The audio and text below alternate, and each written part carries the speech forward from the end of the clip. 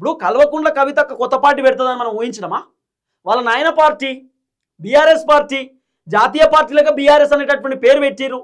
కవితక్క మంచిగా టీఆర్ఎస్ పార్టీలోనే ఉంటుంది, కంటిన్యూ అవుతుంది.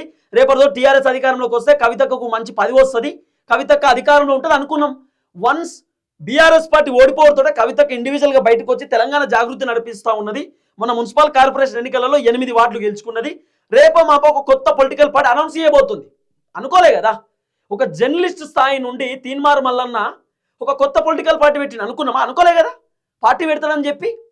ఇప్పుడు రేపో మాపో ఇంకొకరు కొత్త పార్టీ పెట్టబోతున్నట.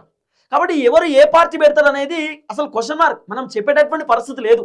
ఏమో చెప్పలేం. రేవంత్ రెడ్డి కూడా రేపటి రోజు ముఖ్యమంత్రి పదవి పోయిన తర్వాత, ముఖ్యమంత్రి పదవి ఇన్ కేస్ కాంగ్రెస్ అధికారం కోల్పోయిన తర్వాత 2028లో కాంగ్రెస్ అధికారంలోకి రాకపోతే చెప్పలేము. ఇంకెన్ని రోజులు కాంగ్రెస్ కోసం పనిచేయాలి, నేనే ఒక కొత్త పొలిటికల్ పార్టీ పెడతాను, కాంగ్రెస్కి రాజీనామా చేసి కొత్త పొలిటికల్ పార్టీ స్టార్ట్ చేసి కొత్త పొలిటికల్ పార్టీని తెలంగాణ రాష్ట్రంలో బలంగా తీసుకెళ్లడానికి, తెలంగాణలో కొత్త పొలిటికల్ పార్టీ పేరు తీసుకుపోవడానికి రేవంత్ రెడ్డి కార్యకర్తలను, లీడర్లను పెట్టుకొని 2028 తర్వాత నెక్స్ట్ రాబోతున్నటువంటి ఎన్నికలలో రేవంత్ రెడ్డి పోటీ చేసిన ఆశ్చర్యపోవాల్సినటువంటి అవసరం లేదు కదా.